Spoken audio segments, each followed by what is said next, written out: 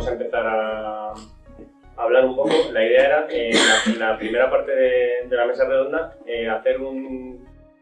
hablar durante un ratito sobre el state of art, es decir, el estado actual de la tecnología en lo que se refiere de momento a los viajes no tripulados. Hablar un poco, podemos empezar a hablar, si queréis, un poco de las ondas Viking o de lo primero que se hizo, que a lo mejor Carlos en este aspecto nos puede contar muchas cosas, porque creo que también estuviste involucrado. Y luego podemos hablar incluso de la sonda que los indios han puesto hace una semana y media en su primer intento en Marte. Es un poco una introducción. ¿Quieres empezar hablando tú un poco sobre el tema? No hay problema. Lo de las sondas Viking fue un éxito increíble. El bajar 2 vehículos no tripulados en la superficie de Marte y que todo saliera bien es sorprendente, porque hasta hace muy poco la relación éxito-fracaso en Marte era lamentable. Había más del 50% de fracasos. Pero últimamente las cosas han empezado a salir muy bien. El Pathfinder lo ha hecho fenomenal, el Spirit y el Curiosity también. Todas las sondas que tenemos girando alrededor del planeta lo están haciendo fenomenal. Y en cuanto a que los indios han puesto un satélite, es cierto, el MOM, pero ha sido con una ayuda considerable de NASA. Cuando lanzaron su primer satélite a la Luna, si NASA no les hubiera ayudado en navegación y con la red de seguimiento que tiene NASA, pues probablemente ese satélite estaría ahora en Mercurio. Pero gracias a NASA lo pusieron en la Luna, se animaron y han hecho un contrato con NASA y ahora tienen el MOM en Marte. Y de hecho el contrato con NASA implica más experimentación en Marte y más de estudio y desarrollo.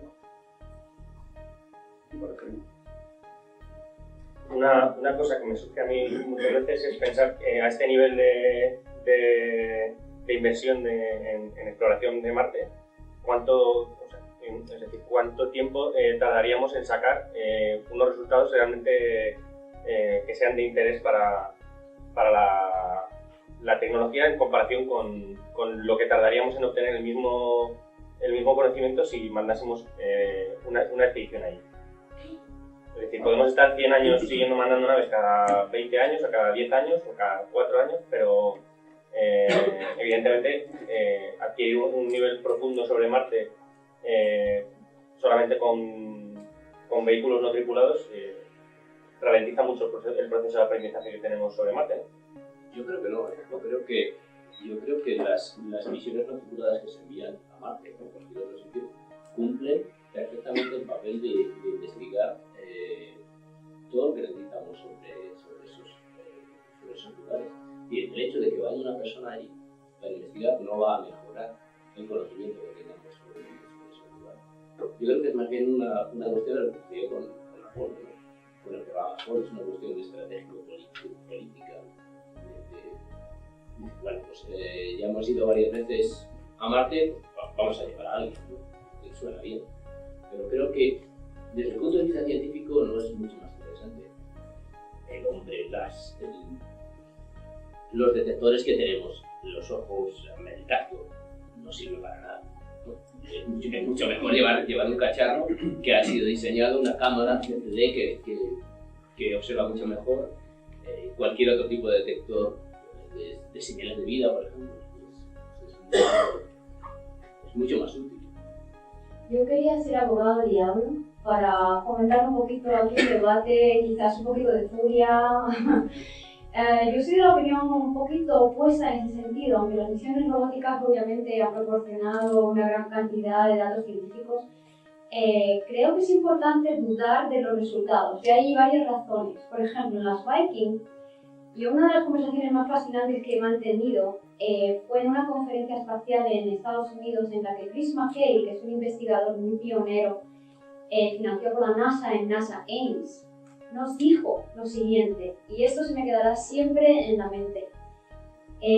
Las misiones Viking tenían, y él lo tiene que saber mejor que nadie, pero tenían unos experimentos para detectar vida en Marte, que se asentaban sobre unos principios filosóficos, ¿no? de detección de diferentes compuestos orgánicos de una forma indirecta.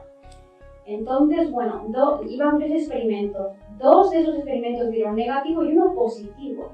Hasta hoy en día, el inventor de esos experimentos dice que encontró vida en Marte. Sin embargo, la comunidad científica ha llegado a un consenso de que el resultado fue ambiguo. Y obviamente la prensa dijo que no había vida en Marte, y yo creo que hay unas razones, porque para decir que sí hay vida en Marte es algo tan fuerte que hay que estar 100% seguro.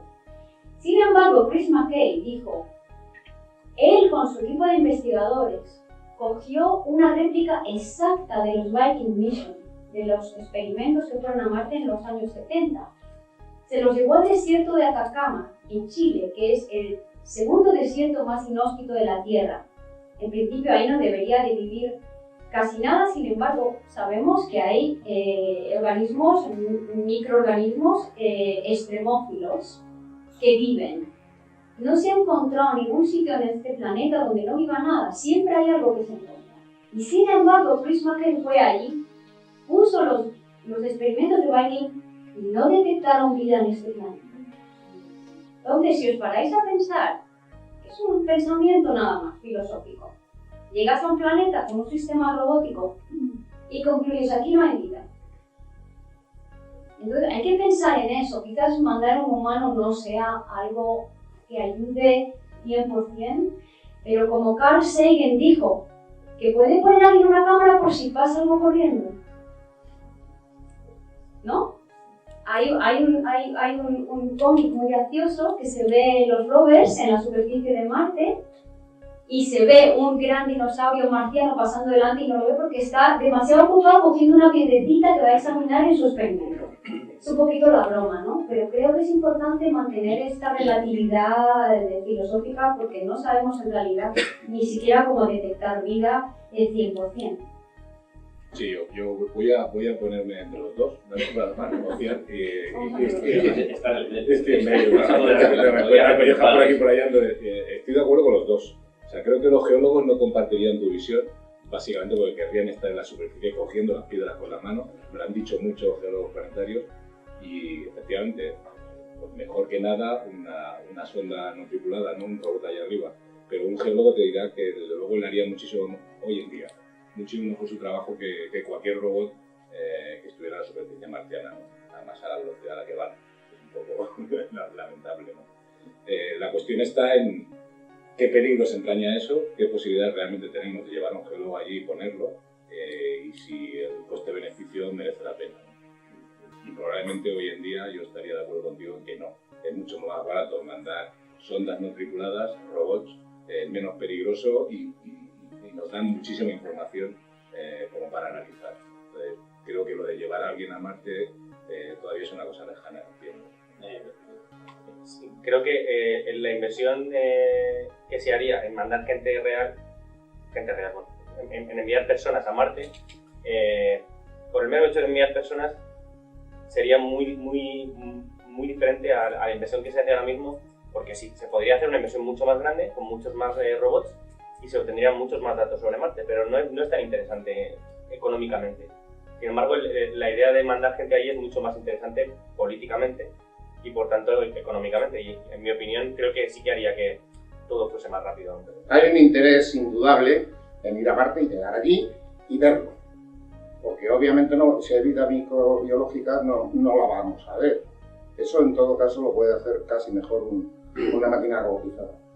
Pero de cualquier manera, hablando de cuestiones económicas, cuando salió el Apolo 11 para ir a la Luna, que en términos cosmológicos la Luna es como si sales de tu casa y está en la puerta de al lado, utilizaron un lanzador que tenía 112 metros de altura y eso costó 186 millones de dólares.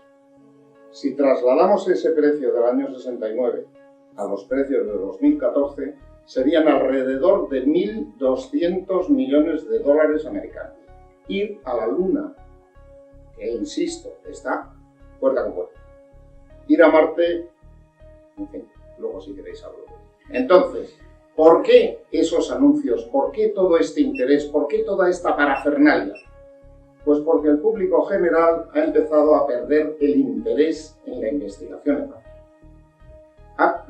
Se va a lanzar una sonda, ¿quién sabe de la gente de la calle que una sonda Maven ha llegado a Marte o que una sonda MON ha llegado a Marte. Si la mitad de la gente de la calle no sabe que hay una estación espacial con una antena de 70 metros en la Comunidad de Madrid. O sea, la gente pierde el interés. El interés es muy importante, sobre todo en Estados Unidos, porque el interés del ciudadano es el que paga los impuestos y el que dice lo que hay que hacer. Así que hay que recuperar el interés. ¿Y cómo recupero el interés? Diciendo, voy a lanzar una sonda a descubrir la nube de Oort. ¿Eso qué es? ¿Y para qué vas a lanzar una sonda ahí? Con lo que cuesta. Empezaron a cuestionar a NASA con el Apolo 12. El Apolo 11 era muy importante porque era el primero. Pero una vez que habían llegado a la Luna, el ciudadano a pie decía, pues si ya hemos llegado a la Luna, ¿para qué seguimos yendo? Así que lo que quieren es recuperar ese interés. Y la forma de recuperarlo es decir, vamos a hacer un vuelo tripulado a Marte. ¡Ah, fenomenal! Pero ¿han analizado los problemas que implica? Yo tengo una buena lista de problemillas que no he visto analizados en ningún sitio. Lamento decirlo, yo es que soy muy escéptico, pero bueno. ¿El interés va proporcionado a los resultados? Supongo que sí. Los resultados de la exploración a la Luna, no sé hasta qué punto fueron... La expectativa que tenía el público no se correspondió a los resultados. Exponencial. Sí. Exponencial. Hay un factor de inspiración de generaciones jóvenes que no se puede ni siquiera evaluar en costes económicos. O sea, de ahí sale una generación entera de gente, de niños inspirados, no solo intelectos mejores, porque obviamente a un niño le inspira si puede llegar más alto, sino también la ilusión. Y obviamente la transferencia tecnológica es increíble. Es una pena que se diga muy poco, pero el espacio ha traído tantísima transferencia tecnológica que ni siquiera se pensaba. Hay muchísimas cosas que están en los hospitales, en las emergencias, pero de todo tipo, que nadie sabe que se desarrollaron en los programas de Apolo. Pero vamos, hoy en día lo que hablábamos antes de empezar, lo de los móviles, el WhatsApp, todo eso viene del espacio. Y quién sabe cuando está uno con el móvil que eso viene de ahí. Es un spin-off que se llama. Y bueno, es que son incalculables. O sea, la inversión en un programa espacial contra lo que después te saca es tan grande que no lo pueden ni cuantificar. Esa es la respuesta. La pena es que si no hay divulgación, la gente no lo sabe. Vamos, deberías explicar qué es el proyecto Mars One, porque igual hay gente que no lo sabe. Bueno, pues el proyecto Mars One es una fundación en los Países Bajos y ha lanzado la propuesta de crear el primer asentamiento humano permanente en Marte. Pues se inició el año pasado con el proceso de selección de candidatos. Se apuntaron esas 200.000 personas, se iba reduciendo la cifra, hasta el día de hoy pues somos unos 705 personas a nivel mundial, interesados en convertirnos en astronautas, recibir una formación, una preparación y a partir del año 2024 empezar la exploración en Marte, ya realmente con seres humanos, dejando un poco al lado lo que sería la exploración y la observación robótica de otro planeta. El proyecto, el que yo estoy metido, sigo adelante, estoy en la segunda fase del proceso de selección. Pretende poner el primer asentamiento humano en Marte en el año 2025, salir a finales del 2024 y aterrizar allí en primavera de abril o mayo del 2025. Es un viaje sin retorno, es un viaje solamente de ida, es un asentamiento humano en el que cada 2 años irán 4 personas, 2 años después otras 4 personas, y así sucesivamente para ir incrementando la población dentro del hábitat permanente que tenemos en la superficie de Marte dentro de poco. La labor es una labor científica, de exploración, de hacer algo más de lo que realmente están haciendo ahora mismo lo que serían los robots. Perforar un poquito, recorrer unos metros, perforar otro poquito. Eso a la hora de obtener resultados, como se estaba comentando antes, influye en la obtención de unos conocimientos que van a repercutir, pues, como decían antes los compañeros, en una mejora de la tecnología existente aquí en la Tierra. Entonces, lo que podemos decir ciencia ficción, que acaba convirtiéndose en ciencia en realidad, lo estamos viendo pues, desde los últimos 400 años. Hay proyectos que han tardado 400 años en convertirse en realidad. Por ejemplo, de los bocetos de Da Vinci tenemos el tanque. Y hasta la Primera Guerra Mundial no se hizo realidad. O sea, tenemos un montón de ciencia ficción que han influenciado, motivado e inspirado a que la gente quiera convertirlo en algo palpable, en algo tangible, puedan tocarlo. Es muy bonito soñar en plan Julio Verne con el viaje a la luna, pero la gente no quiere leer, quiere tocar un módulo espacial, quiere tocar unos motores, quiere tocar las cosas que imagina y que sueña. Entonces ya va siendo hora, desde mi punto de vista, de poner punto y final a esa etapa de observación y exploración iniciada con Galileo en 1609-1610 por su telescopio y empezar a tocar las cosas con nuestras propias manos allí en la superficie de Marte. Yo apuesto por una iniciativa privada en este sentido, que es la de Mars One, para empezar la exploración mucho más rápida y que se puedan obtener más respuestas que con las que actualmente con los robots estamos obteniendo. Entonces yo abogo por fomentar y impulsar este tipo de iniciativas desde agencias espaciales públicas o iniciativas privadas para que se pueda conseguir una mejor información complementar a la que ya tenemos y hacerla más accesible y poder divulgarla a todos para que todos estemos actualizando nuestros conocimientos constantemente. Perdona, has dicho que Mars One es una iniciativa privada, no dependéis de ningún organismo público, nacional ni internacional. Y entonces tenéis que ver algo con la Mars Society. La Mars Society tiene ya algunos experimentos en marcha. Sí, tiene los módulos en el desierto de Utah.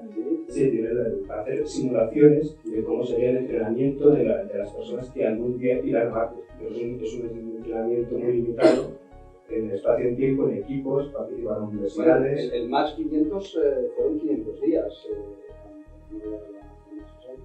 Sí, igual que el programa de la biosfera y experimentos ya en marcha o que se han producido ya han mucho. Italia que no tenéis mucho contacto con... Sí están en contacto entre ellos, pero son proyectos y programas totalmente independientes. Además, Society es para aquí, para la Tierra, para adquirir una experiencia y una formación, pero el proyecto más bueno es para situar al ser humano ya por fin sobre la superficie de otro planeta. Yo tengo una pregunta para Luis.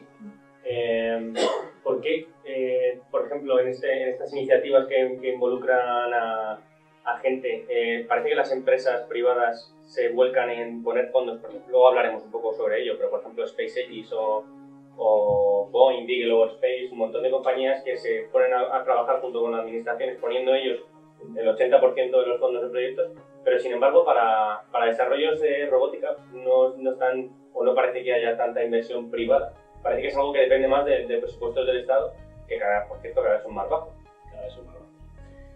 Bueno, es una cosa que tiene mucho que ver con la ciencia básica y cómo se ve, cómo es la mentalidad europea en la cuestión de la ciencia básica. En Estados Unidos la ciencia básica sí tiene financiación privada y de hecho, dependiendo mucho de cómo estén las épocas de crisis y las épocas de no crisis, pues la inversión privada cambia frente a la inversión pública. En Europa es todo lo contrario. En Europa toda la inversión es pública para la ciencia básica. Eso es una ventaja y es un inconveniente. Entonces, claro, desarrollar robótica para exploración espacial se puede entender como ciencia básica. Es una ciencia aplicada, porque al final haces una cosa de la que le puedes sacar un claro beneficio, pero no deja de ser ciencia básica. Entender que básicamente la exploración espacial es entender qué somos, desde venimos, en qué consiste la vida, cómo se ha originado el universo, nuestro sistema solar. Pues son preguntas que están en el inicio de todo. Eso es básicamente ciencia básica. La otra cuestión, la exploración espacial con seres humanos, pues yo es que lo veo como una cuestión romántica, perdóname que te lo diga de esa manera, y lo comparo con la astronomía. Yo no soy astrofísico. Claro, cuando vamos a observar al campo y ponemos el ojo en el telescopio, pues tienes ese romanticismo de ver las cosas, de ver la luna, ves los anillos de Saturno, pero de nuevo es que nuestros ojos son unos detectores de lo más nefasto, no sirven para nada prácticamente. Afortunadamente, a la ciencia, eso ya se ha abandonado. No se observa así, los datos no se obtienen de esa manera. Se obtienen con grandes telescopios y con grandes detectores, con instrumentación tremendamente sofisticada, que ningún ojo humano es capaz de mejorar ni de alcanzar. Entonces, ir allí a tocar las cosas no deja de ser romántico, pero desde el punto de vista científico no aporta nada más. Porque si dices, si me estás cuestionando, no, es que un hombre o tocar o ver siempre va a ser mejor que cualquier máquina. Estamos en el debate de, ¿alguna vez una máquina será capaz de ganar a un hombre jugando al ajedrez? Lo han hecho, vale. Pero es que si nos planteamos que el hombre tiene una capacidad especial y que ninguna máquina será capaz de superarlo, es como reconocer que un ente divino nos ha puesto algo especial y me niego a aceptar eso. No, pero esto no se trata tú. Va el hombre y también las máquinas. O sea, no, o va el hombre o la máquina. Ya, pero el hecho de decir que es que tiene que ir el hombre, porque tiene algo especial. Gracias a Dios eres ateo, ¿no? No soy ateo, soy agnóstico. De broma. Estoy de acuerdo contigo en el tema de que es una cuestión romántica en estos momentos. Hay que pensar que el pisar la luna se pudo hacer por las condiciones políticas del momento. Es que era la única razón en aquel momento. Porque estamos hablando de mover una cantidad de dinero desorbitado. Estamos hablando de Proyecto Apolo directo o indirectamente movió 100.000 personas. 400.000. 400.000, o sea, números, el orden de magnitud, vamos, una auténtica barbaridad. Sí. Que fue posible porque había una guerra fría. Sí.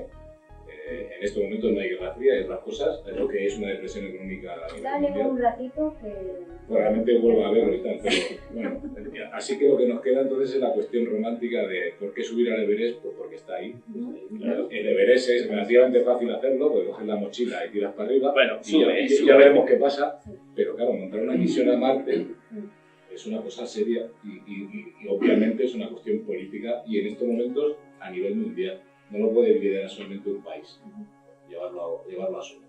Si hacemos un consorcio internacional para proveer de fondos adecuados para un viaje tripulado a Marte, que tiene que ser horroroso, no me lo pueden imaginar, ¿cómo vamos a hacerlo? ¿Vamos a coger un grupo de países y cada uno de estos países ponga exactamente la misma cantidad de dinero? Pues eso sería un poco injusto. Yo creo que cada país dirá así, ¿sabes? Si tu Producto Interior Bruto es el doble que el mío, ¿cómo quieres que yo ponga la misma cantidad de dinero que tú? Estamos ante un problema muy serio, muy serio. O sea, cuestiones que son estúpidas se tratan en la ONU y se tiran 3 meses hablando de ellas. Y pretendemos poner de acuerdo a un consorcio internacional que va a poner dinero para un viaje a Marte y determinar qué tipo de misión y qué tipo de gente va y qué. De verdad, creo que ese problema es muy serio, muy serio.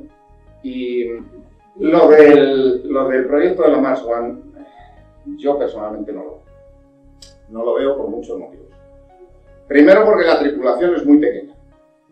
Entonces, tiene que ser una tripulación súper especializada. Tiene que haber en esa tripulación un médico que sea capaz de hacer medicina general, que sea traumatólogo, que sea capaz de hacer una intervención quirúrgica para curar un hueso que se ha roto y que hay que poner clavos porque si no, no se arregla, y que si hay una enfermedad cardiovascular sea capaz de abrirle el pecho a una persona y hacerle un triple bypass. Bien, eso se puede conseguir si nuestras generaciones jóvenes son muy listos y almacenan una cantidad de información tremenda. ¿Qué ocurre si es el médico que se rompe el brazo? Entonces, ¿qué hacemos? ¿Llevamos 2? 2 de las 4 personas son súper especialistas en medicina. Bueno, pero además de eso hace falta un ingeniero que conozca hasta el último resquicio de la nave. Porque aquello de Houston tenemos un problema, estaban a menos de 1 segundo de la Tierra. Entonces cuando dijeron Houston tenemos un problema, en la Tierra ya estaban viendo la información telemétrica que les decía, pues sí, parece que ha explotado un tanque. Pero si estás a 15 minutos de distancia... O 45. Eso. Y dices, Houston, tengo un problema. Bueno, Houston o sí, el centro de control que sea. Y la señal, esa alarma, esa voz de alarma tarda 20 minutos en llegar. 20 minutos en determinar cuál es el problema. Y 20 minutos en contestar cuando lleguen allí y tengan que mover un conmutador de la posición B a la posición A, se han muerto todos. Luego, ¿qué más cosas puedo deciros? Es que, además, si vamos a colonizar, es obvio que tenemos que llevar una tripulación mixta, o 2 hombres y 2 mujeres. Vamos a colonizar.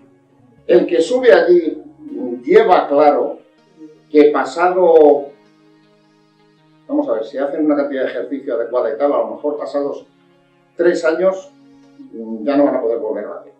Pero que sus hijos nunca van a poder venir a la Tierra, nunca. Es imposible, porque se van a generar en unas condiciones de gravedad que van a hacer que su esqueleto sea muy débil, que su corazón bombee con muy poca fuerza, etcétera, etcétera. Entonces, eso se asume, yo lo veo muy difícil. Y por último, y creo que es lo más importante, estamos hablando de una convivencia de 6 meses más 2 años de estancia hasta que llegue la siguiente tripulación, de una convivencia de 4 personas en un sitio reducido 24 horas al día y 7 días a la semana. ¿Cómo van a terminar esta gente? Van a tener que llevar en la tripulación un psicólogo psiquiatra que, como se le vaya el coco a él, ¿quién le ayuda? De verdad, es imposible. Yo no veo lo de las 4 personas, lo siento, en el alma no lo veo. Yo creo que llegar a Marte, bajar una tripulación al planeta, examinar allí durante X meses, volver y volverse a la Tierra, lo veo más factible, pero aún así la tripulación tendría que ser increíblemente grande. Yo he pensado que entre 7 y 9 personas como mínimo. Y aún así habría más de una puñalada, quiero decir. Bueno, pero eso también teniendo en cuenta la tecnología de hoy en día, que es limitante en cuanto al tiempo de viaje. Con los sistemas de propulsión que tenemos hoy en día, el viaje son 6 meses en el punto óptimo, pero... Es que con los sistemas de propulsión que hay hoy en día no se puede ir, directamente es imposible. Eso es lo que iba a decir, o sea, yo, a ver, ni soy optimista ni soy pesimista, en realidad peco de optimista, pero bien informada. Entonces, hay varios puntos que creo que son importantes, que son la serie de cosas que toman prioridad a la hora de hacer una misión de este tipo. Entonces, aparte del tema ético, como ha dicho que con respecto a los hijos, llegar ahí, eso es un tema ético-moral que, bueno, a lo mejor en algún momento una sociedad puede decidir una misión suicida, como es ahora mismo una misión a Marte, por cierto, que nadie se engañe. Es una misión suicida y se sabe. Hay otros temas que son mucho más críticos, como por ejemplo, no existen ahora mismo aparatos de soporte de vida humana con autonomía de más de 6 meses. Por ejemplo, la prueba más realista, que se llama la simulación, digamos, ya más realista, que es la Estación Espacial Internacional, que es la plataforma de prueba que está en el espacio. Esa plataforma, en principio, teóricamente, dicen que puede llegar hasta 1 año, pero en realidad no es verdad. Están constantemente manteniéndola, subiendo y bajando misiones de cargamento, donde llevan repuestos. Todo eso nos dice que ahora mismo el estado de tecnología no exista para una misión de, que hemos dicho, 2 años. 2 años mínimo. O sea, con una trayectoria muy rápida, con una serie de circunstancias, de conflagración de planetas y tal. Entonces, con estos sistemas de propulsión, digamos, tradicionales, químicos, de cohetes, no los nucleares, porque ahí políticamente no se aceptan. Eso es otra cosa, eso es una cosa ya política. No se puede llegar. El problema es que no se puede mantener a un humano, que somos muy complicados de mantener, solamente operacionalmente a nivel de constantes vitales. No voy a hablar ya ni de problemas psicológicos. Porque el problema psicológico es que ahí arriba, después de 6 meses con tu compañero, te quieres matar. O sea, hubo una misión de unos rusos... 6 meses, de 15 días. Bueno, eso es gente preparada, gente que son astronautas, gente que ha pasado todos los análisis psicológicos y son perfectamente estables y casi se matan. Dijo, mira, vamos a bajar porque te voy a matar a ti mismo. Así. Sí, uno estuvo 6 meses sin hablar. Sí, es que eso es muy fuerte. O sea, el ser humano, yo soy optimista, creo que vamos a evolucionar, creo que vamos a llegar, no creo que van a ser 30 años, creo que eso va mucho más rápido, pero ahora mismo, incluso la gente más capacitada, seguimos siendo seres humanos. Entonces, si no podemos mantener las constantes vitales de una entidad humana, una entidad biológica humana, durante más de 6 meses, con una autonomía 100%, es decir, ahí no podemos mandar algo a repuestos, no, eso tiene que estar solo por su cuenta. Como dice con respecto al ingeniero, al médico, al psiquiatra, tal. Bueno, solamente el ingeniero, se cae un tornillo y como eso haga una fuga de oxígeno, no sé, miles de cosas. Entonces, el primer problema es los sistemas, el ESLC, que son los Environmental Control System, que no ahora mismo tienen autonomía para una misión a Marte. Después hay otros problemas. El problema de la radiación es bastante fuerte, ¿no? El problema psicológico, otro problema. Pero hoy por hoy, tecnológicamente, no podemos mantener a un ser humano, ni a un mono, durante 2 años en el espacio completamente autónomo. En realidad la nave tendría que ser una cosa ultra brutal para sacarte y llevarte hasta allí, pero en donde estarían los astronautas sería un sitio extremadamente reducido, como el coche con el que hacíamos ese viaje en agosto hace 40 años. Ahí tendrían que ir, pues eso, al menos 7 personas, según todos los estudios, reducidos prácticamente a estar así en un viaje que duraría 6 meses de ida. Una estancia, no se sabe cómo, en un planeta inhóspito, mucho más inhóspito que el pueblo más inhóspito de España, ¿vale? y ahí tendrías que aguantar 16 meses y luego regresar. Hoy en día, psicológicamente, no tenemos ni la más remota idea de lo que puede provocar en un ser humano semejante experiencia. Otro comentario, el viaje a la Luna, muchos astronautas comentaban la sensación de ansiedad que les producía el hecho de saber que estaban tan lejos de la Tierra, ¿no? Pero cuando desde la superficie de la Luna miraban la Tierra y la veían, eso les reconfortaba. Bueno, ahora imaginaros la misma situación, pero de un astronauta que esté en Marte. La Tierra vista desde Marte, que es como veo Marte desde aquí, un poquito más grande y apreciable, ¿no? Pero es un punto. La ansiedad que te puede generar el hecho de saber que la Tierra, todo lo que quieres, todo lo que amas, está a semejante distancia y se está viendo como un punto, es algo de lo que no tenemos ni idea que puede provocar en la cabeza de un ser humano.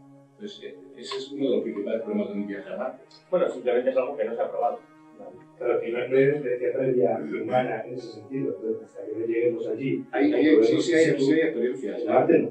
No, en Marte no. Hay experiencias, digamos, de aislamiento, por ejemplo, de un año de... Pero tienes que ir con la mentalidad, tienes que cambiar el chip en tu cabeza. Entonces, si vas con la idea de ir y volver, o si vas con la idea de ir pero no volver. Entonces, claro, si vas a la Luna y ya te estás agobiando porque quieres regresar lo antes posible, entonces sí te puede afectar de esa manera. Tú puedes tener muy claro que quieres ir a la Luna, que quieres ir a Marte. Otra cosa es cuando estás allí. O sea, tú puedes tener muy claro que quieres hacer algo que... Si tienes claro que quieres ir y no volver, cambias la mentalidad, cambias el chip directamente.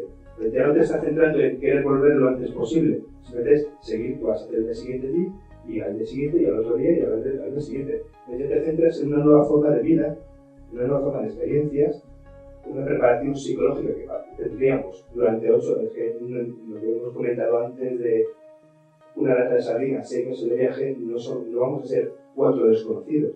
Vamos a tener 8 años de formación y preparación, de adquirir conocimientos y estudios, la misma preparación, y vamos a estar conviviendo 8 años. Es una situación que desconocemos totalmente. Las pocas experiencias que ha habido de aislamiento en este planeta, o sea, han sido un fracaso. La cuestión de conseguir un ecosistema cerrado que se automantenga ha sido un fracaso. Pero porque tienen la idea de entrar y querer salir. No. Te hablo, es que tú estás encerrado y quieres que eso te funcione. No funciona. O sea, ahora mismo no tenemos la tecnología para que funcione. Con el ecosistema. Y psicológicamente no tenemos ni idea. Podemos seguir hablando, si queréis, para seguir un poco la guía que habíamos propuesto en un principio, porque de estas cosas teníamos pensado hablar un poco más adelante. No os he querido cortar porque me parece que es el centro de la conversación. Pero podemos, si queréis, hablar un poco también, dando un medio paso hacia atrás, de cómo está hoy en día la tecnología realmente para abordar un viaje a Marte. En aspectos que irán saliendo desde sistemas de propulsión, sistemas de life support. Sí, yo quería comentar en este sentido que lo que he comentado un poquito antes, así modo introductorio, que ahora mismo no existe un sistema autónomo de soporte de vida humano que sobrepase los 6 meses, y los 6 meses ahí dudando también, o sea que en principio nominal, a lo mejor en el papel de diseño te pone 1 año y es muy bonito todo, pero en realidad estás todo el rato mandando misiones a la Estación Espacial Internacional, que ahora mismo es lo más cercano que tenemos a una misión de espacio profundo, ¿no? Porque Apolo fueron días nada más, entonces no es lo mismo, como comentaban, tener unos minutos de delay, que puedes mandar cualquier cosa, en principio puedes estar ahí en un día o algo así, que estar en Marte, que no puedes mandar cualquier cosa. Entonces, yo, por ejemplo, quería mencionar que hay otra misión que se llama Mars Exploration, que es también patrocinada por un billonario del Instituto, que fue el primer turista espacial de la historia. La compañía que le está haciendo el sistema de soporte, precisamente anoche hablé con ellos porque son de los pioneros y digo, yo quería saber, oye, ¿cómo va la tecnología, no? Y son Paragon System Corporation. Entonces, ellos están haciendo el sistema de soporte humano y me comentaron, mira, es que no ha habido desarrollos, en realidad estamos con los 6 meses todavía. O sea, es la Estación Espacial Internacional con la que nos está enseñando esto y nuestros sistemas tampoco pueden ir más adelante. Se trata de reciclar fluidos, se trata de reciclar aire, se trata de quitar el dióxido de carbono que es letal para el ser humano si no lo quitas. Hay unas proporciones a partir de las cuales pues, te desmayas y te mueres. Se trata de mantener una humedad apropiada. O sea, un ser humano no puede sobrevivir mucho tiempo con una humedad extremadamente baja. Se trata de un montón de cosas fisiológicas. No estamos llevando ya al tema de matarse o psicológico, sino ya lo que es el ser humano, el animal, ¿no? Mantenerlo ahí. Entonces ese es el primer problema. Hay varias simulaciones que están ahora mismo haciendo y un programa, por ejemplo, el ISTAR, que es el que está haciendo la NASA en colaboración con la Estación Espacial Internacional, con Europa, precisamente para ver cómo pueden extender este sistema de soporte. Tenemos el turno para que haga una pregunta. En relación con estos problemas para el viaje completo desde la Tierra hasta Marte, quería saber si sería posible lanzar sondas de aprovisionamiento con las que se fuesen repostando en el camino, o qué posibilidades hay al respecto, si es prohibitivo el coste de tantas sondas, o a lo mejor algo así más espaciado con cápsulas pequeñas que fuesen aprovisionando la nave sería... Volvemos a uno de los problemas básicos, que es la cuestión económica, obviamente.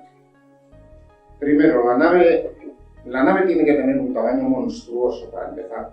Y una nave de un tamaño monstruoso no despega desde la Tierra por obvias condiciones físicas. Luego se tiene que construir en órbita. Construir una nave monstruosa en órbita requiere de, voy a decir una cifra pequeña, porque estoy seguro de que va a ser mucho más. 50 lanzamientos. Tienen que hacer 50 lanzamientos con diversas partes de la nave que luego hay que ensamblar. Lo cual quiere decir que yo tengo que entrenar a una cantidad de ingenieros tremenda a trabajar en las condiciones inhóspitas del espacio para montar esa nave. ¿Y por qué tiene que ser monstruosa la nave? Pues primero, como muy bien Irene ha comentado, la cantidad de consumibles que tiene que llevar la nave es tan sumamente grande que solamente para llevar los consumibles pues haría falta un espacio tremendo. Segundo, en un viaje a Marte, un astronauta o un cosmonauta o un lo que queráis no puede estar sentado 24 horas al día. Tiene que hacer ejercicio, porque si no hace ejercicio pierde masa muscular y pierde masa ósea. Y además su corazón se hace vago y todo se hace vago. Consecuentemente, a lo mejor cuando llegue a Marte ni siquiera puede bajarse de la nave. Bueno, ni siquiera puede aterrizar en Marte. Luego tiene que hacer ejercicio. Se ha determinado que en condiciones de microgravedad o de ausencia de gravedad, la cantidad de ejercicio necesaria para mantener una razonable combinación de masa muscular y de masa ósea y de que todo funcione bien son 6 horas diarias. Vamos a imaginar... Pero no seguidas. No tiene por qué ser seguidas. Pero es igual. 6 horas de tu tiempo las tienes que usar sentado en una máquina de hacer ejercicio.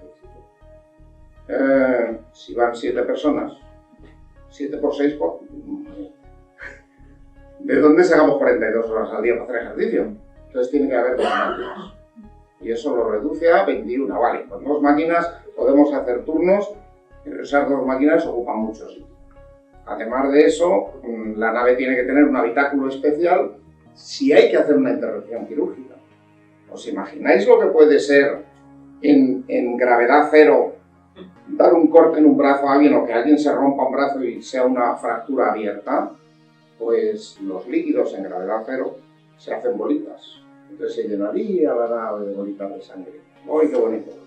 Entonces hay que adecuar un habitáculo con sistemas de absorción o con sistemas de, como sea, para capturar esas bolitas de sangre. Además, hay que buscar un sistema para que el paciente esté tumbado en la camilla y no se desplace de la camilla. Luego hay que atarlo.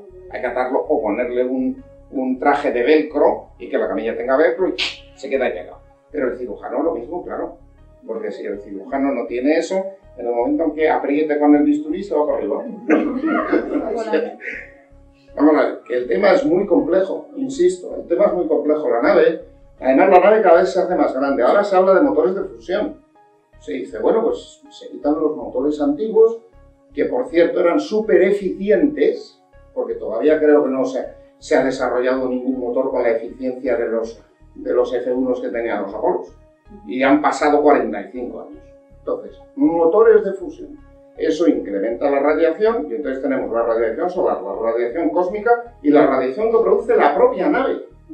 ¿Y eso cómo se evita? Pues tanto a la nave de una armadura de plomo que la va a hacer pesadísima y muchísimo más grande. O sea que es que constantemente nos encontramos con que este proyecto es un proyecto extremadamente difícil de llevar a cabo. El habitáculo tiene que ser se hablaba mucho de la cápsula Orión. El habitáculo que tiene que llevar a esta gente a Marte tiene que poderles permitir pasar uno junto al otro sin chocar. Exacto. O sea, estamos hablando de un habitáculo tipo Skylab o tipo Estación Espacial Internacional. Y eso es un espacio grandísimo. Pero es que además, con todo mi respeto, yo creo que todos necesitamos un poquito de intimidad de vez en cuando. ¿De vez en cuando? Bueno, pues vamos a tener un poquito de intimidad. Luego, ¿cómo hacemos? ¿Hacemos habitáculos individuales para cada uno de los tripulantes? Pues es otra posibilidad, pero eso también incrementa el tamaño de la nave. Consecuentemente, mi idea. La nave va a ser increíblemente monstruosa. La idea que ha tenido aquel señor, que me parece perfecta, es lanzo previamente un número de naves robotizadas que van a aterrizar en Marte y van a dejar allí unos módulos que robotizadamente también y con control remoto se van a ensamblar y cuando los tripulantes llegan allí tienen su casa preparada. Eso es muy bueno. Eso es. Claro. Entonces, vale, muy bien. Eso funciona muy bien de entrada. Reduce, si me apuráis, un poco el tamaño de la nave, pero un poco nada más. Lo único que le quitamos a la nave es el espacio necesario para llevar esos módulos. Pero eso requiere que 10 lanzamientos a Marte de naves robotizadas. ¿Y cuánto se incrementa el coste? O sea, que es que fijaros que cada vez que hablo de una cosa de estas, el coste se incrementa. El tamaño de la nave se incrementa. El peso de la nave se incrementa. O sea, inevitable. Y luego una tripulación mixta. ¿Qué pasa si a 2 astronautas masculinos les gusta la misma astronauta femenina? Estamos hablando todo el rato de colonizar Marte y tal, pero es que no hemos puesto nada en la Luna todavía. Pero el tema del turismo espacial, yo creo que con mucho de entrada va a dar para vuelos suborbitales, que todavía no están tampoco. O sea, y hace ya 20 años que dice que van a estar. Entonces, bueno, si hay vuelos suborbitales ya empezamos luego a hablar de otra cosa, pero es que ni siquiera hay vuelos suborbitales todavía. Entonces, que me estén contando el cuento de que van a montar naves para ir a Marte, sinceramente, no me lo creo. Política y, como hablaba antes con Irene, por un lado es vender humo, pero por otro lado creo que el lado positivo es que genera una opinión en el público y saca a relucir el tema del que estamos hablando hoy en día. Entonces, pues tienes tu lado también. Pues yo he oído que hay una compañía que está construyendo las piezas necesarias para hacer un hotel en órbita terrestre. Exacto, como la estación espacial a 400 kilómetros y que están desarrollando al mismo tiempo un vehículo que sea capaz de subir al hotel, acoplarse, coger a de las personas del hotel que han terminado su estancia, bajarlas a la Tierra y subir de la Tierra los nuevos que van a estar allí. Pero vamos, a bote pronto, no sé si algunos de los que estamos aquí vamos a poder sufragar lo que valdrá subir a ese hotel un día o 2 días. Yo no, desde luego. Sobre todo teniendo en cuenta que el hotel es hinchable. No es broma. Está hablando de la compañía Bigelow Aerospace, es un billonario que hizo su fortuna con una cadena de moteles Budget Motel.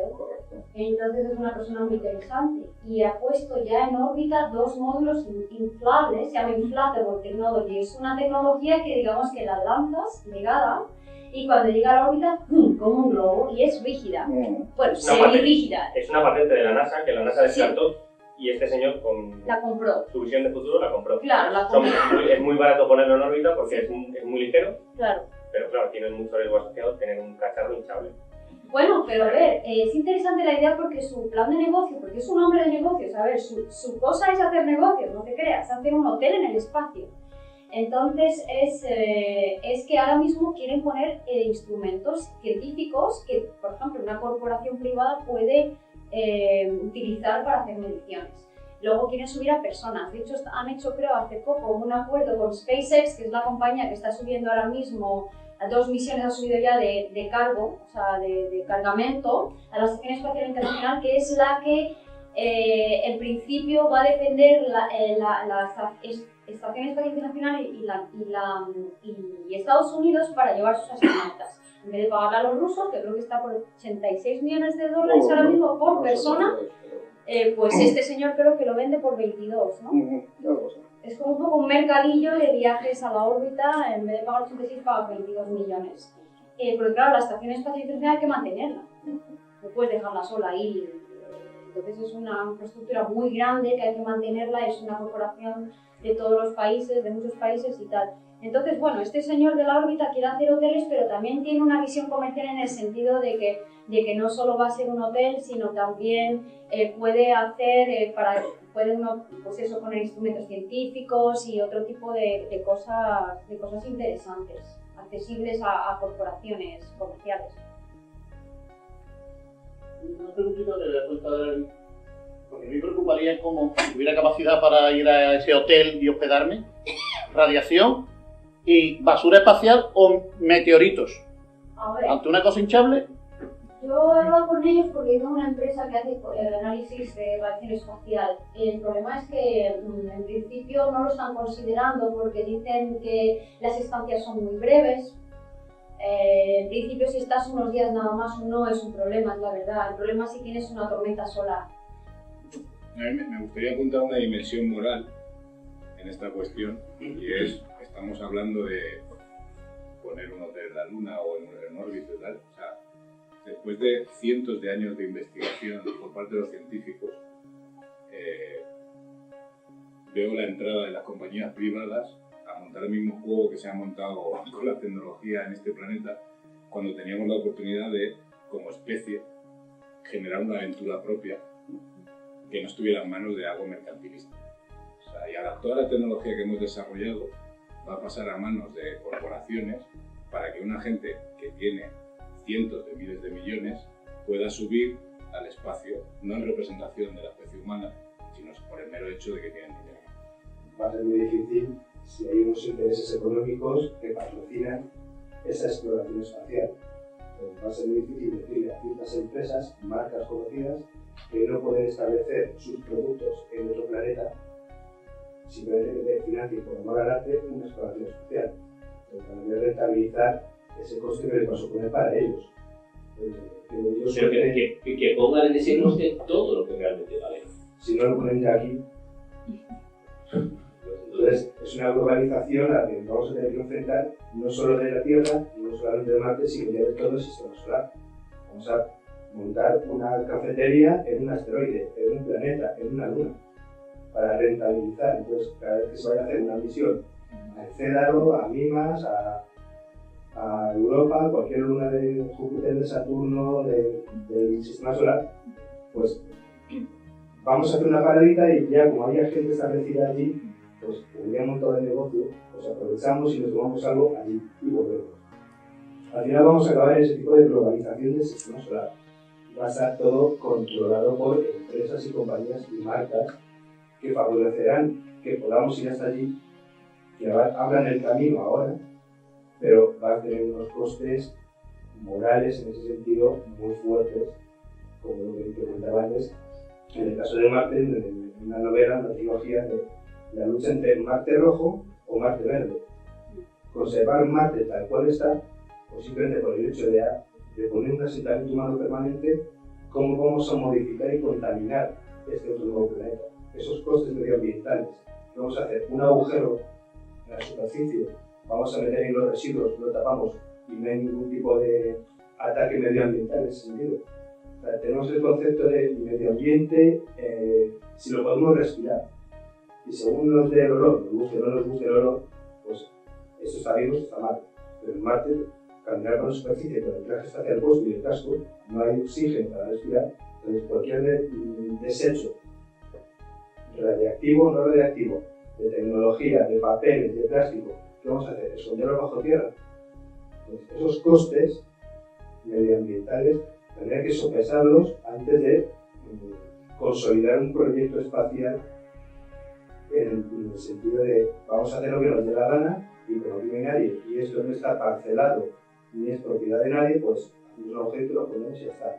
Eso no, vamos a generar residuos, ya sea en un asteroide, en una luna o en un planeta. ¿Qué hacemos con esos residuos? ¿Dónde construimos o no construimos un alcantarillado, una planta depuradora? ¿Qué vamos a hacer? O sea, todos esos pasos hay que tenerlos bien atados, esos cabos tienen que estar muy bien atados antes de coger un bote y lanzarlo para allá, así porque sí. Tenemos que sopesar todos los pros y los contras antes de lanzarnos a la aventura, un plan muy idílico, muy novela de ficción de la exploración espacial. Hay que sopesar todos los pros y los contras, todos los efectos dominó que una cosa lleva a la otra, y si puedes atajar esos problemas con soluciones, pues muchísimo mejor. Igual que los residuos que se generan en la Estación Espacial Internacional se vuelven a enviar hacia la Tierra y la reentrada se encarga de eliminarlos. Se achicharran. No sin ningún coste medioambiental, por cierto. Tiene un impacto medioambiental. Hay un impacto medioambiental que significa emitir una serie de gases para enviarlo para allá, y eso ya estás afectando a la atmósfera por el combustible, por los residuos del lanzamiento. Eso ya es un coste. Antes de que vuelvan esos residuos y se desintegren en la atmósfera, ya está generando un coste de residuos solamente con el envío de ese material. Entonces, lo podemos cuantificar en la Tierra, pero en misiones espaciales futuras, ¿cómo lo vamos a poder hacer? Entonces, iremos con el acierto y el error y poco a poco enmendar esos errores con soluciones. Pero sin una experiencia previa, vamos a cometer errores seguramente. Quería saber un poco cómo han pensado solucionar el problema de que las personas que vayan a Marte, si es que van, algún día irán, si no van en este proyecto, a lo mejor van en otro, no sé. ¿Cómo van a respirar allí? ¿Cómo lo van a solucionar de forma permanente? Porque no es un viaje que se piense para que estén allí un tiempo y luego vuelvan. Permanentemente, o sea, hablar un poco cómo lo tienen pensado. Sí, el proyecto de Mars One es todos en la página web oficial, en la sección del roadmap, ahí está especificado todo el proyecto que se va a realizar desde ya hasta el año 2025-2026. Viene detallado en pestañas, en páginas, y podéis acceder a toda esa información, como está detallado todo el proyecto, todo lo que se va a hacer durante los próximos años, qué cosas se van a ir enviando, pues lo que antes comentábamos de una instalación robotizada, se van a enviar desde aquí los módulos que van a ir conformando poco a poco el hábitat. Se van a enviar 6 módulos, va a haber 6 lanzamientos, 2 módulos más, 8, y eso se va a estar robotizado. Se van a encargar de acoplarlos y que se ponga en funcionamiento todo lo que sería el sistema de soporte vital. Y los 6 módulos es un sistema redundante, en realidad son 3, pero se duplica por si acaso hay algún error, algún fallo técnico, lo que sea. Entonces, el sistema de redundancia va a ser obligatorio en todas las misiones. Va a estar generándose el sistema de soporte vital antes de que nosotros lleguemos. Nosotros vamos a llegar, abrir la puerta y entrar a vivir. Va a estar funcionando, generando el oxígeno, generando el reciclado, la producción de la extracción del agua, el reciclado de orina y todo lo demás. Eso va a estar funcionando antes de que nosotros lleguemos. Entonces, cada 2 años van llegando 4 personas más, se van a enviar más módulos, se va a ir ampliando progresivamente el hábitat. Entonces, antes eran 6, pues serán 8, 10, 12 módulos, va a ir todo redundado para que la población que esté dentro del hábitat en caso de avería o fallo técnico no se vea pillado entre la espada y la pared. Va a estar funcionando constantemente el sistema de redundancia para evitar el tipo de situaciones. Entonces, este dato lo podéis comprobar en la página. El detallado, no específicamente, no con todos los detalles técnicos de dimensiones o precio o coste, pero el proyecto lo podéis consultar directamente para salir de dudas de que esto no es una historia sacada de un libro o sea, lo podéis contrastar con vosotros mismos en sí. Si le puedes pasar el micrófono. Con la tecnología actual, ¿cuánto se puede resistir la radiación del viaje y de Marte? Ok, el tema de la radiación es un tema muy complejo. No te puedo dar un número, ya sé que me encantaría decirte X, pero no. Hay muchos estudios que se han hecho, yo he hecho los míos, mi tesis fue de la radiación en Marte precisamente, y mis simulaciones hace años ya decían que la radiación era aceptable, cuando se decía que era imposible y tal. Ahora se ha descubierto que es aceptable. Entonces, cuando ha llegado el Mars Science Laboratory, que es el rover grande, que lleva el REMS del CAP, ¿no? Y lleva el RAD de los rusos, colaboración con la NASA, que es un detector grande, con varios diferentes tipos de detectores de diferentes tipos de partículas, ¿no? Porque la radiación cósmica está hecha de diferentes partículas. Entonces es la primera vez en la historia que se mide in situ, en la superficie, la radiación. Los resultados que han llegado, que ahora mismo son preliminares, dicen que es aceptable. Aceptable quiere decir, porque no te vas a morir mañana, no se te va a caer el pelo, en fin, esas cosas. El problema es el tránsito, no estar ahí. Hay otra cosa muy interesante que yo también predije en mi tesis, y era como la superficie de Marte, y Marte tiene muy poquita atmósfera, pero muy poquita, resulta que tiene una variación de estaciones que cambia radicalmente la atmósfera, cambia hasta un 30% la presión, es muchísimo. Entonces, cada verano y cada invierno, la atmósfera de Marte, debido a las altas, el gradiente de temperaturas, que es muy amplio, o sea, se bajan las temperaturas infratemperaturas que condensan la atmósfera y después en el verano la subliman, estás teniendo una atmósfera completamente cambiante en alrededor de un 30%. ¿Qué pasa? Que eso es una muy buena protección contra la radiación. En Marte no hay campo magnético actualmente, lo hubo hace... creo, en los primeros 500 años de formación del planeta hubo un campo magnético, después se cree que se enfrió, quedan unos remanentes, pero no hay campo magnético como nosotros tenemos en la Tierra. Entonces, la única protección que existe contra la radiación en la superficie es el poco de atmósfera que hay, que los resultados últimos han dado una correlación prácticamente exacta entre la variación de la atmósfera, o sea, cuando sube la presión, baja la radiación, porque es...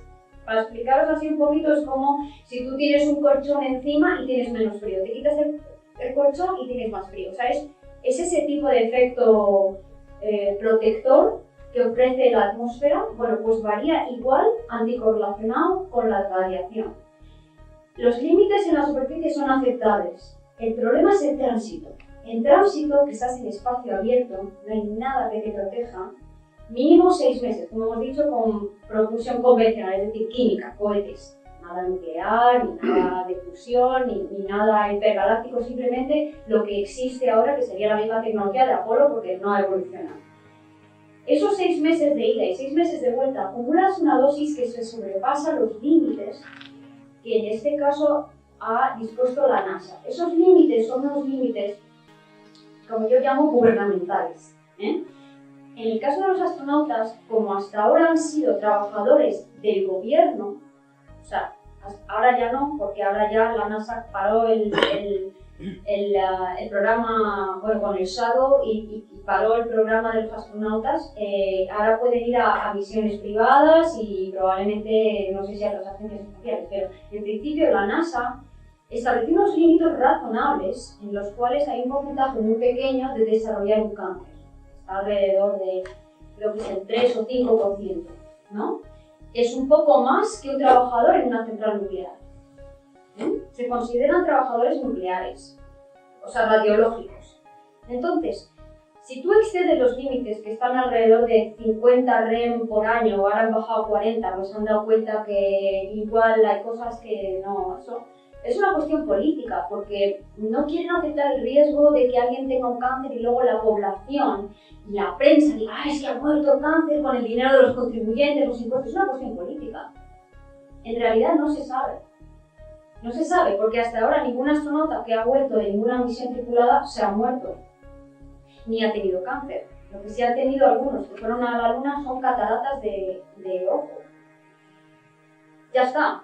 Se les opera y ya están vueltas bien. Pero entonces la no se radiación sabe. en la Luna es muy superior a la de Marte, ¿no? Sí, en la Luna es muy superior, efectivamente, porque la Luna tiene no solo el espacio abierto, que al no tener atmósfera y no tener campo magnético, estás desprotegido, pero hay un factor extra, que es que el suelo te refleja la radiación. O sea, estás recibiendo no solo del cosmos, sino de debajo del suelo, en radiación neutrónica, que también te puede dañar. En la Luna es peor, pero ¿qué pasa? Que estuvieron solo días.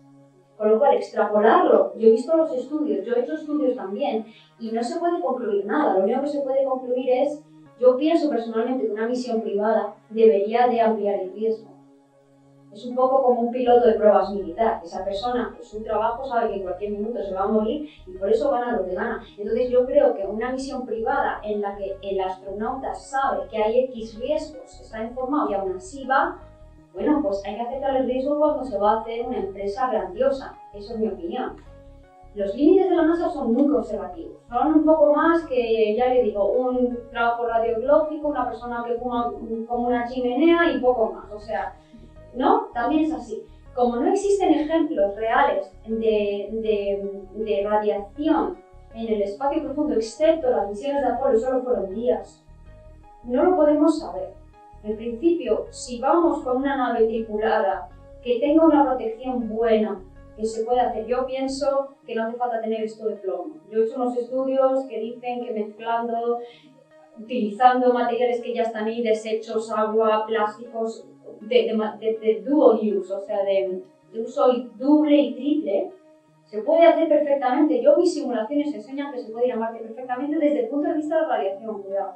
Entonces, una vez que estás ahí, si puedes aterrizar, marcializar, en un sitio donde tengas una elevación apropiada, por ejemplo, en sitios de más baja elevación, donde tengas más atmósfera, estás bajando bastante de nivel y puedes protegerte mucho mejor. Y si ya encima eres capaz de meterte bajo tierra, según mis simulaciones en mi tesis, bajo 1 metro de tierra ya estás a niveles de la Tierra.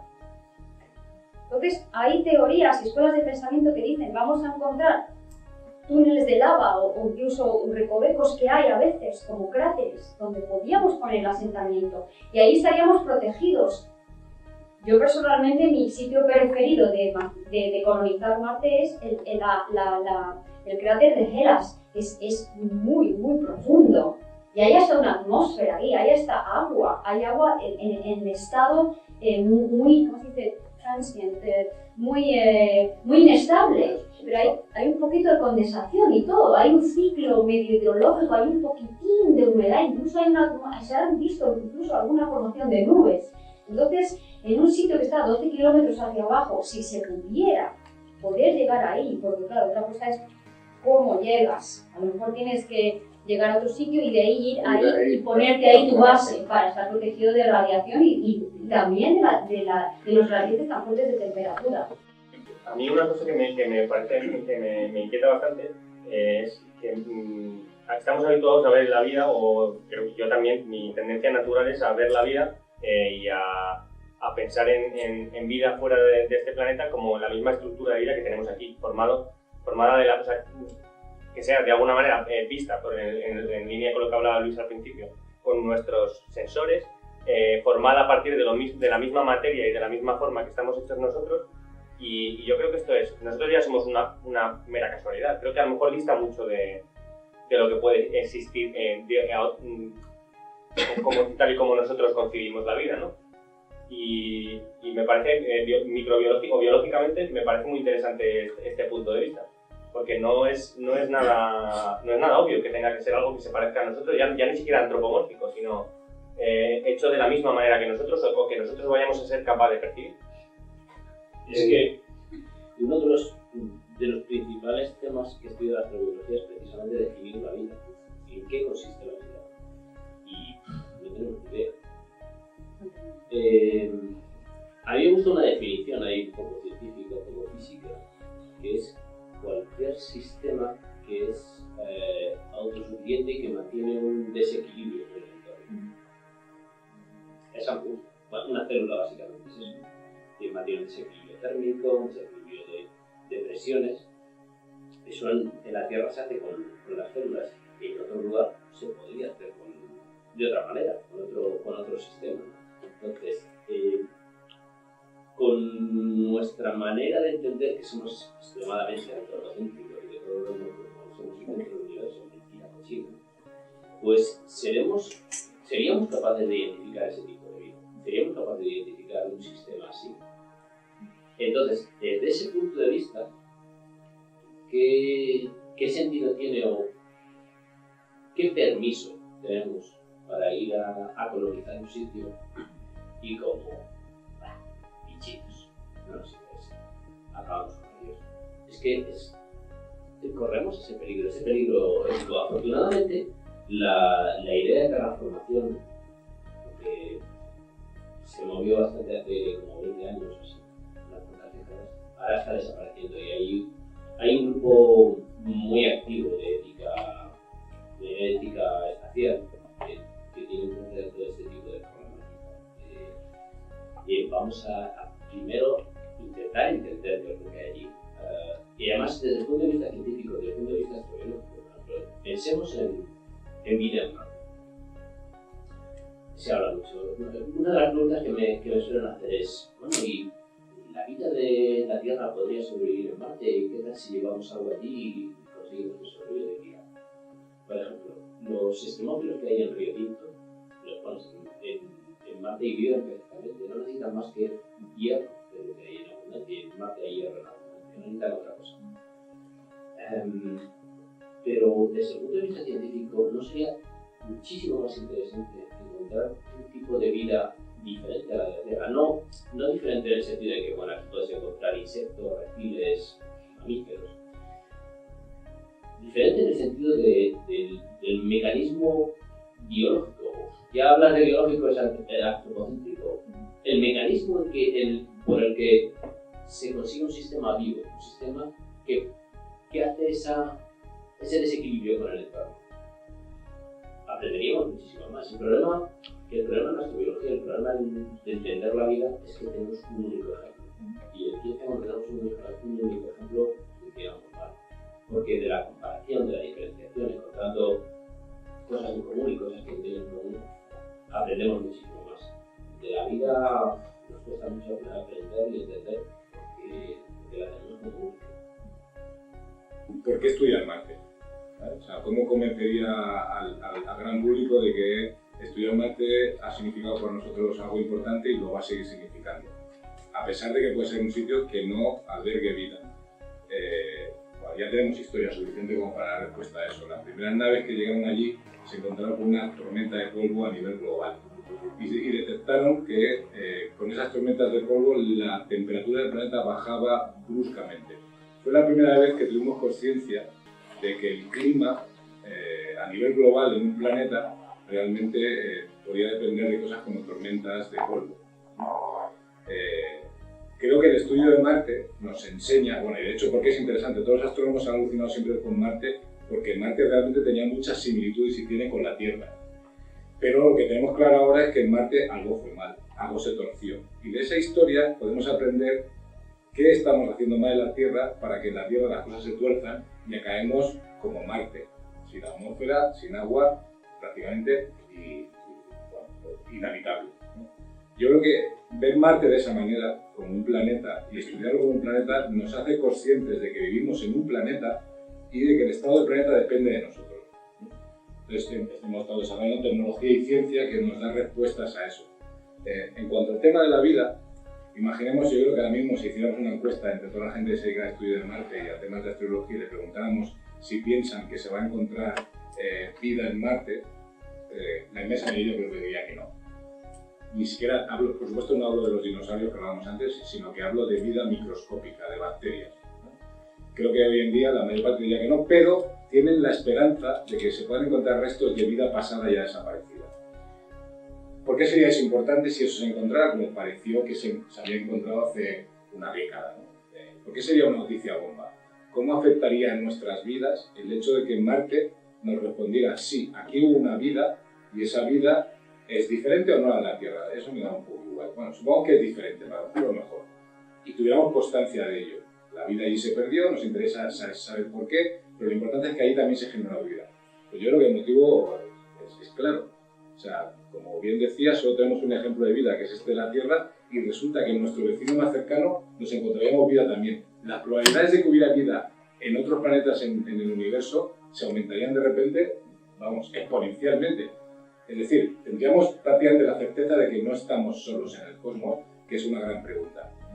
¿Y eso a qué te llevaría? Pues yo creo que socialmente debería ser una gran revolución como la aceptación de la teoría de la evolución o el hecho de que el planeta Tierra no está en el centro del sistema solar. ¿Por qué? Porque ¿qué respuesta darían las religiones, por ejemplo, al hecho de que existe vida diferente a la nuestra en otros planetas? ¿Cómo influiría en nuestra moral y nuestra forma de pensar? O sea, sería realmente algo importante. Por todo eso, creo que merece la pena seguir mandando naves a Marte, aunque sea con robots. Yo estoy convencido de que aquí los extraterrestres no han venido nunca.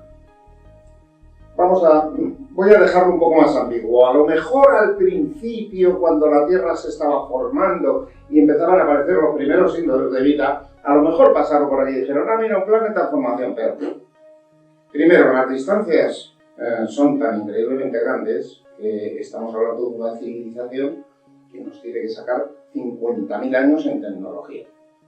Si nos sacan 50.000 años en tecnología, es indudable de que han conseguido no autodestruirse, cosa que nosotros todavía no tenemos claro. Luego, su sistema sociológico y su sistema político y tal, les funciona de maravilla. Vamos a suponer que, bueno, dicen, oye, mira, allí en el brazo de Orión hay un planeta que parece que emite radiación que es de origen no natural, y ¿por qué no vamos y echamos una ojeada? Y se vienen. Espero que no pasen primero por la Luna, ya no lo hemos dejado ahí. Ya no me refiero solo a los desperdicios, sino a toda la chatarra, porque hemos llenado la Luna de chatarra, que es lamentable, pero bueno. Entonces van a venir y lo que no van a hacer es bajar a los jardines de la Casa Blanca a decir venimos de soledad. Nos van a estudiar, van a ver nuestras emisiones de televisión, radio, van a aprender nuestros idiomas, etcétera, etcétera. Y una vez que tengan un compendio de quiénes somos, se van. No se van. Van a decir, o sea, la mitad de la humanidad se muere de hambre mientras que la otra mitad tira alimentos. Hay guerras sin sentido por 1 metro de frontera. Hay guerras religiosas que tampoco tienen ningún sentido. O sea, se pegan entre sí y dicen, esto que hay en este planeta es el futuro virus de la galaxia. Si consiguen salir de su planeta, van a contaminar la galaxia. ¿Qué se hace en un caso de esos? ¿Qué cuarentena? No, ¿qué cuarentena? Se destruye el planeta directamente y hacen. Entonces, por eso estoy convencido de que no han venido y espero de corazón que no vengan. Por lo menos mientras yo esté vivo. Siempre se ha pensado o se ha hablado de los posibles estos extraterrestres o así, pues un poquito más altos que nosotros, son más bajitos, pero vamos, parecidos a nosotros. Pues realmente habría unos límites físicos para unos tamaños mínimos de seres inteligentes que pudieran desarrollar una civilización. Es decir, podrían darse a un tamaño microscópico, a un tamaño de 1 milímetro, o realmente el mínimo en cualquier caso sería pues un bicho visible, digamos. Pues lo primero que hay que tener en cuenta son las características físicas del lugar donde se está desarrollando ese tipo de vida. Nosotros estamos acostumbrados a unas características de presión atmosférica y gravedad aquí en la Tierra y tenemos el aspecto que tenemos. En Marte, por ejemplo, la gravedad es 1/3, es 0,38, mientras que aquí en la Tierra es 1. La presión atmosférica es 1000 milibares menor. Entonces, cualquier organismo humanoide como nosotros, lo que decimos del proceso de colonización, si tuviésemos descendencia en Marte, esos hijos o nietos, al acostumbrarse su organismo a esas características físicas, pues tendrían, por ejemplo, un desarrollo óseo, como decía antes Carlos, los huesos muy finos, pero serían muy altos. La estatura media en Marte sería 2,50 metros. Habría gente de 2,70 metros o 2,30 metros, debido a esas características físicas. Entonces, el egocentrismo que tenemos los seres humanos, como decías antes, de que tenemos que ser un ser inteligente en el centro del universo y no hay nada más como nosotros.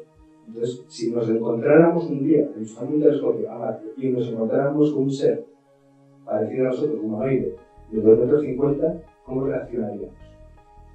Entonces, hay que tener en cuenta pues eso, que cada planeta, cada luna, cada sistema solar tiene unas características que influyen en el desarrollo de la formación de la complejidad de un sistema multicelular de un organismo vivo. Entonces, ¿qué pasaría si encontráramos un planeta con mayor gravedad de la que tiene la Tierra? Pues el desarrollo óseo sería menor. Seríamos lo que se comenta, eso de los huevecillos grises de 1,50 metros, con esa cabeza grande, esos ojos dorados. ¿Que somos los únicos en el universo? Yo creo que no. Y que el caldo de cultivo para que unas reacciones químicas sean influenciadas por las características físicas de los planetas es lo que va a condicionar que en cualquier sitio del universo encontremos o no encontremos vida. Ya no solamente inteligente, simplemente vida. Pues, si un planeta tiene muchísima gravedad, valor 2 o 3, es imposible que crezca. Sería microscópico, de vida bacteriana, a lo mejor. Tendrías una serie de cambios para que se pudiera desarrollar ese tipo de complejidad multicelular. Pero en principio hay que quitarse de la cabeza esa idea de que cualquier cosa que encontremos tiene que ser como nosotros, muy parecido. Yo creo que no. Yo abundo en esto, yo también pienso, ¿no? Yo soy de los convencidos, el pesimista de la mesa.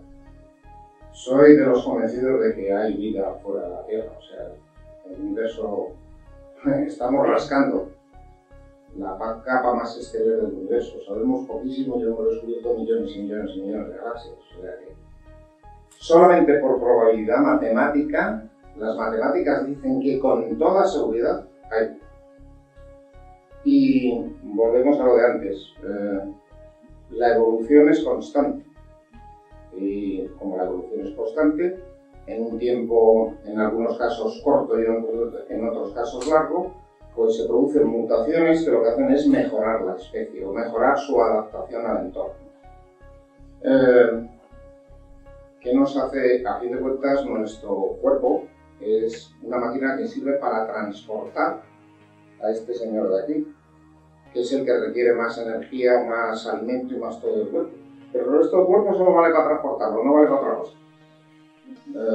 ¿Quién nos dice que alguna civilización no haya conseguido eliminar esa necesidad? Bueno, volviendo al tamaño que había sido antes. Lo que está claro es que la vida no es una cosa clara. Tal y como está en la Tierra, la vida está hecha a base de la química. Y la química es igual en todo el universo. Entonces, pongamos que un tamaño mínimo tiene que estar basado en el tipo de moléculas de las que tiene que hacer la vida. Pensemos que se hace de moléculas, ¿estás de acuerdo? Tiene que ser una molécula, venga ahí, aceptemos un pelín de antropocentrismo. Tiene que ser una molécula que sea capaz de autorreplicarse y de transmitir información a la red. Es un poquito antropocentrismo. Así está, esa es la vida de la Tierra. Al menos ese es el tamaño mínimo que tiene que tener esa molécula que sea capaz de autorreplicarse. Eso es el principio de la vida. Como sea un virus. Pero no deja de ser un virus. Pero no tiene un sistema de autorreplicación, tiene que necesitar invadir un... De acuerdo, pero no deja de ser una molécula. El virus está basado en el ARN. Sí. Es una molécula. Aquí la vida se hace o basada en ARN o en ADN. Pero al final y al cabo es una molécula, una cadena molecular extremadamente larga. Y esta, almacenada toda la información de lo que somos, que se transmite a cada una de las personas. Vale. Ese en cuanto a tamaño, pero ya se ha mencionado por aquí. O sea, encontrar a alguien como nosotros es que es olvidable.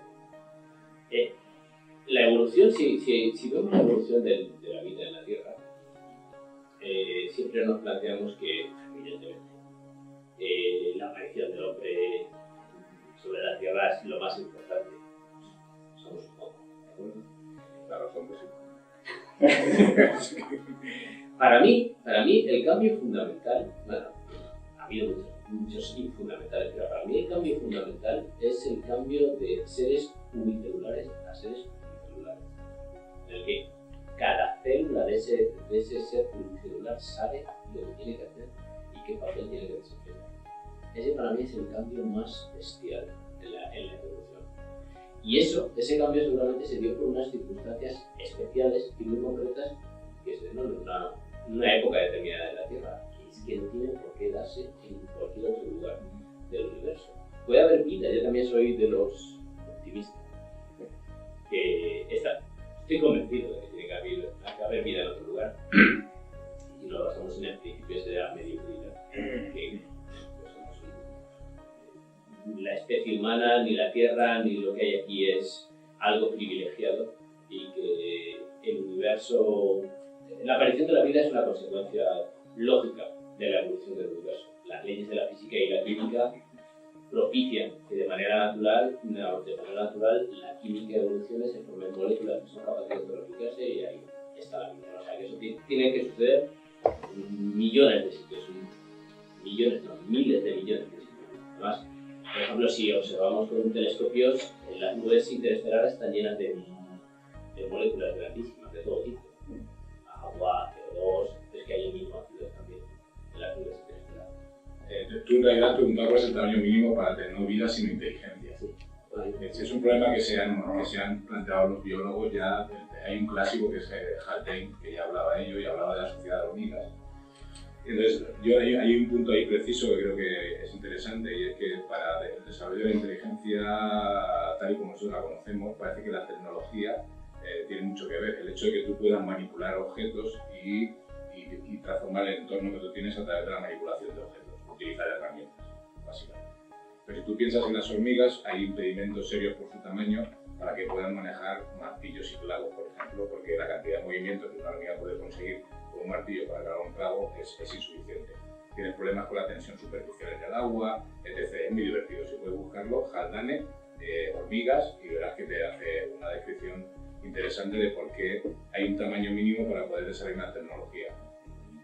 Y nada, luego un comentario sobre lo que estábamos diciendo en evolución, que es algo que se conoce bastante bien hoy en día. Las contingencias y el azar tienen un papel tremendo en la historia evolutiva de nuestro planeta, y de hecho, si echáramos la cinta hacia atrás y volviéramos a lanzar la película de nuevo, el resultado final, todos los biólogos evolutivos concuerdan que sería probablemente diferente totalmente, con lo cual es algo muy asumido que si encontramos vida en otro sitio, para nada tiene que poder tener que ver con lo que nosotros conocemos aquí. Pues no tiene mayor problema. Yo quería añadir a estas opiniones que depende de la definición de inteligencia, el verdadero reto es encontrar inteligencia en la Tierra. Entonces, muy bueno, también quería comentar un poco, quería ofrecer una opinión absolutamente opuesta a la tuya, porque tú dices que no crees que la vida extraterrestre deba ser igual que la nuestra. Yo creo que es muy posible que sí.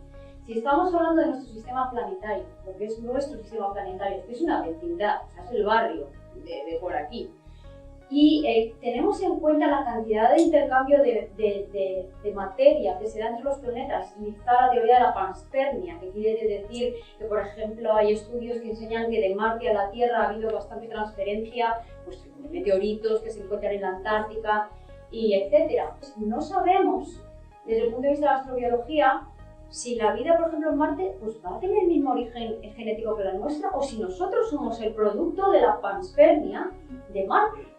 Entonces, a mí no me extrañaría nada que fuéramos a Marte y encontráramos lo que sea, ya sea un velociraptor marciano o un microbio, que tenga la misma parecida secuencia, como mínimo de RNA o de DNA incluso, aunque eso ya es más así, que sea muy similar a la nuestra. Sobre todo con un planeta tan parecido a la Tierra, que nos parece muy diferente, pero no lo es. Simplemente es una evolución diferente y es posible que lo que haya evolucionado ahí durante millones de años, pues tenga una apariencia un poco diferente, pero a lo mejor te pones a estudiar el ADN y tiene mucha concordancia con el terrestre, con lo cual yo espero personalmente que cuando descubramos vida en este sistema solar se parezca a nosotros. Todos podemos crear divulgación. O sea, aprovecho para animaros para que, si tenéis una idea o ganas o estáis de acuerdo con esta idea, colaboréis. Si no a través de una agencia, vosotros mismos. La gente, este tipo de gente que tenemos aquí, están encantadas de que les llamemos y les digamos, quiero contar contigo para que des una conferencia sobre esto o para que hables sobre lo otro. La divulgación somos todos. No hace falta, mucha gente está esperando a que el resto de la gente haga cosas por ellos y quejándose de qué mala divulgación hay en España. No lo digo por ustedes, no pero hay que hacerlo. Somos nosotros quienes tenemos que hacer que esto cambie.